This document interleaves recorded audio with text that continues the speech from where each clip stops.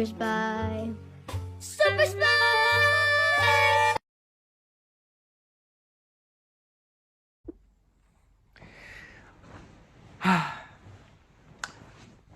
Black Widow.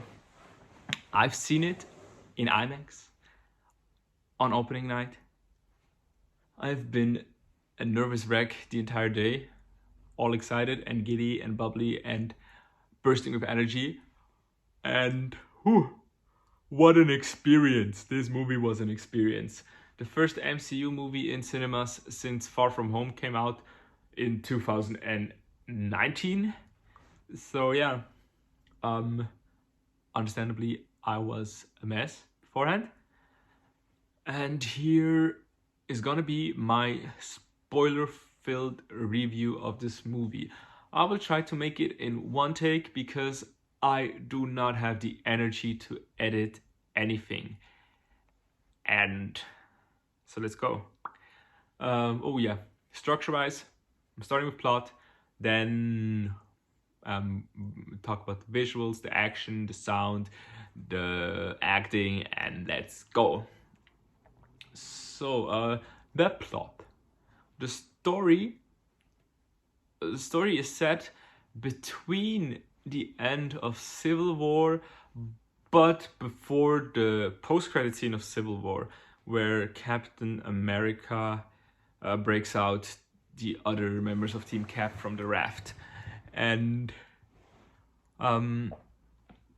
yeah, we get some flashbacks. The opening scene is actually set in 1985. It's set in 1985, I think.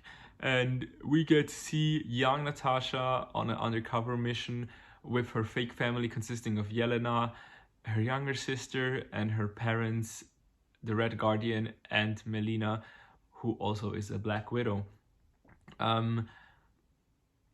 This opening scene is probably one of my favorites of the MCU because it really gives you an underlying understanding of Natasha's character and shows that the Natasha we know already existed back.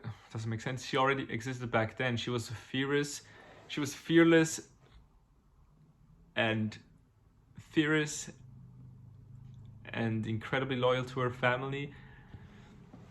Which, yeah, fantastic scene. And then we get to the opening credits, which shows how young women or young girls are recruited for the Red Room.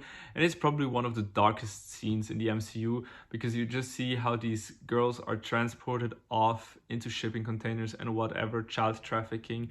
And it's actually pretty dark. Yeah.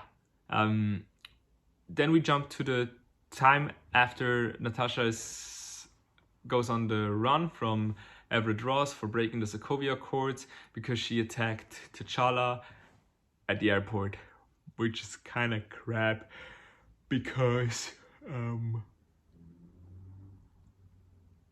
why would you hunt Natasha? It's just stupid. She's an international super spy. Super spy. Plot analysis.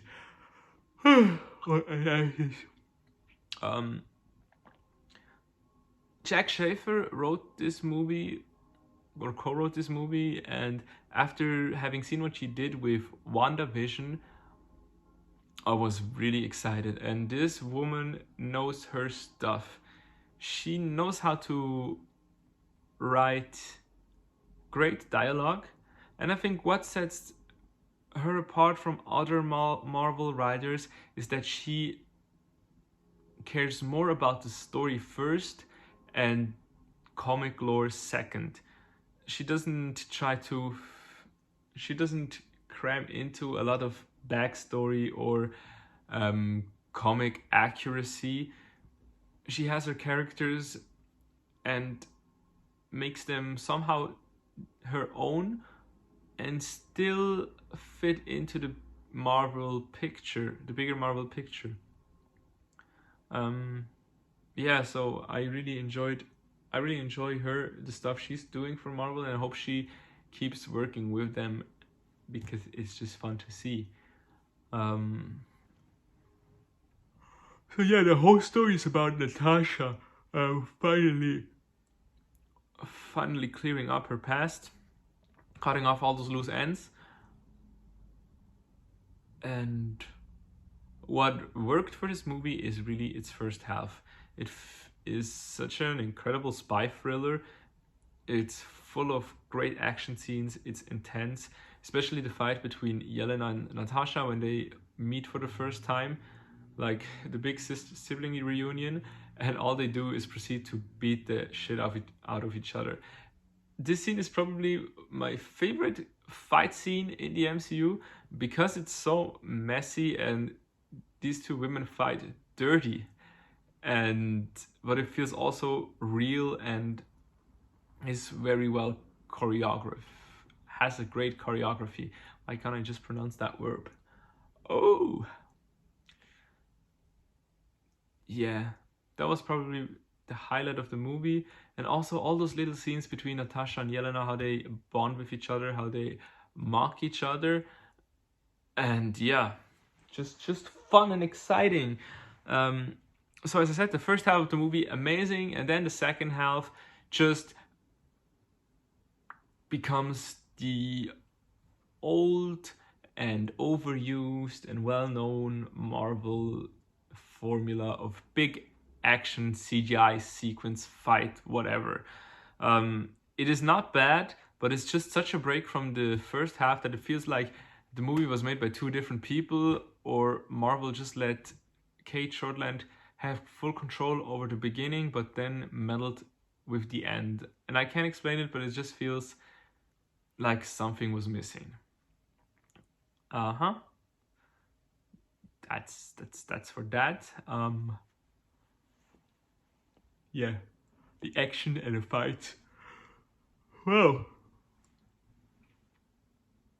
they were not kidding when they said they're gonna bring their Winter Soldier level of action and fights, and they really delivered, and it was just fantastic to see that. The visuals, I love how in the beginning it's very well, the whole movie is very nature driven. We get a lot of nature shots, and despite all the action, the movie feels calm and yeah, it feels calm. Or it has a calming aura to it, which stands in a complete opposite to the action and fights, which was really nice. And the movie looks like actually good throughout, except for the CGI at the end also looks good, but it's just overused as usual. And I don't know why Marvel always shies away from having great cinematography, but I don't know what's holding him back. Especially the fight in Dreykov's office with the red lights and everything. There was an attempt, but it was just an attempt. This scene could have been a lot prettier. Sounded great. I love the score. The sound, yeah, I love the score. The music was beautiful, and also the song choices were excellent. Having Natasha drive in her car listening to Cheap Thrills by Sia and not sing along is a crime, though, and very disappointing. Yeah, the actors were incredible. Scarlett Johansson knows Natasha in and out, and it's just wow. She does an amazing job with her, and knowing that this was probably her last performance, she gave it her all. But who stood out was Florence Pugh. Like, she came in and delivered. Her comedic timing is perfect. Her acting is subtle. She's so much fun, and you can tell that she's having fun with this role. The only thing that was kind of weird was her Russian accent, but I mean, if that's the only issue, who cares? Also, what I liked was that the Red Guardian served as comedic relief, but it never really became weird or inappropriate or broke the flow of the movie. The jokes, most of the jokes, or almost every joke, landed, and the movie is actually incredibly funny. Uh-huh. Now, what else? So a few scenes I want to mention. Um, Budapest. I don't like that it was done as some sort of side plot, because it was supposed to be this very big, interesting story, and this is now like the third time where Marvel teases something and then half-ass delivers it. Nick Fury's eye, which fair enough. I liked the cat, the Flurkin explanation, which was fun, but I know why. I get why a lot of people were disappointed. Then Ralph Boner in WandaVision, and now Budapest. I mean, they just gave us a summary of what happened, when I think this story would have been so very interesting and could make its own movie with Natasha and Clint and a whole mission. So yeah, that was a bit of a letdown. Then we get another scene after Yelena, Natasha, and Alexei the Red Guardian reunite, and he's like, he says something about children, and then Yelena proceeds to explain how exactly they in the Red Room ripped out all their female reproduction organs just to make them sterile. And I think it's just how do I say that? I think the way they tell this is actually great, because we have the scene in Age of Ultron where Natasha's like, oh, I'm a monster, they sterilized me, blah, and that's it. And they make it like this big taboo topic. And now in Black Widow, they were just like, look, they did this and this and this and this, and it is supposed to make you feel uncomfortable, but that's just how it is now. And how do I say this? It's just, you see that Black Widow was written by a woman and Age of Ultron was not. And it also makes no sense for Natasha to feel like she's a terrible person, a monster, just because she can't have children. But in her past, she kills God knows how many people, including children. So like, someone does not know how to write women. Okay? I'm not gonna name any names. But it isn't the person who wrote Black Widow. Yeah. That scene I wanted to mention. Then something that was terrible was the scene with Dreykov.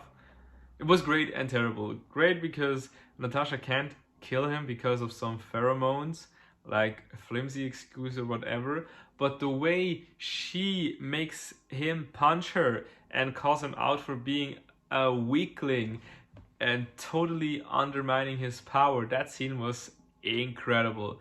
Like, I knew Natasha was playing with him from the beginning, but it was just great to see how she really deconstructs his ego and makes him feel incompetent and small while he thinks he's the most powerful man in the world. And then at the end, she proceeds to break her own nose because he was too weak to do it. I mean, she's a badass, and I love that for her. What else? What else was great? Oh, the scene where we think Melina betrayed her family. I knew from the first second that Natasha was impersonating as Melina with the cool face mask technology. However, I didn't think that Melina was in on it. I thought Melina betrayed them and Natasha took over. It's just, well, I'm not mad at this or disappointed, it's just a fact. Could have gone either way and I would have been happy with how the story went. The ending of the movie, where Natasha sends her family away to deal with Everett Ross, with her just standing there alone in this wreckage of the Red Room. Powerful ending, but then comes the mid-credit scene with Natasha having blonde hair and everything. It's just like, okay, how did she get away? Because I want to know. I want more movies. And that just felt kind of weird and abrupt. Like, oh, she's there, she's gonna get arrested or not, who knows? And then she's just free to walk the earth again with a new hair color. Like, what is going on? Someone explain, please. And then the post-credit scene with Yelena at Natasha's grave, because apparently she doesn't get a funeral in Endgame, despite being the reason why the Avengers were able to defeat Thanos. But let bygones be bygones.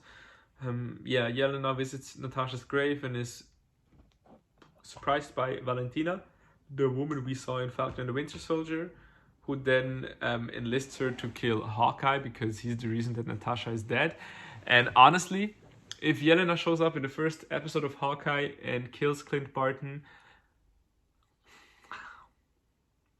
I would not be mad or disappointed. But knowing Marvel, he will probably recruit her for the Avengers, so they have another Black Widow on the team. But yeah. So while I loved the movie for Natasha and Yelena, there were still some issues with the story, with the plot, especially the villains, Taskmaster and Dreykov, who are completely wasted. But that's just the Marvel way. We waste incredible villains on nothing. This was less of a review and more like a rant fanboy moment for me. Hope you enjoyed it nonetheless. I hope I made sense, because I got my second COVID vaccine shot yesterday and I'm going through it. No. She's tired. This is my thoughts on Black Widow. Yeah, it's a great blockbuster for the summer, a nice way to get back into cinemas, and it's nice to have Marvel movies back. And I can't wait for the rest of Phase 4. I'm especially excited for the Eternals. I can't wait for that one. Far From Spider-Man No Way Home, if we ever get a trailer. But then again, I mean, most of the people are gonna watch that movie with or without trailers, so yeah, just let's do it. Thank you so much for watching. I'm logging off. I'm going back to bed. Peace.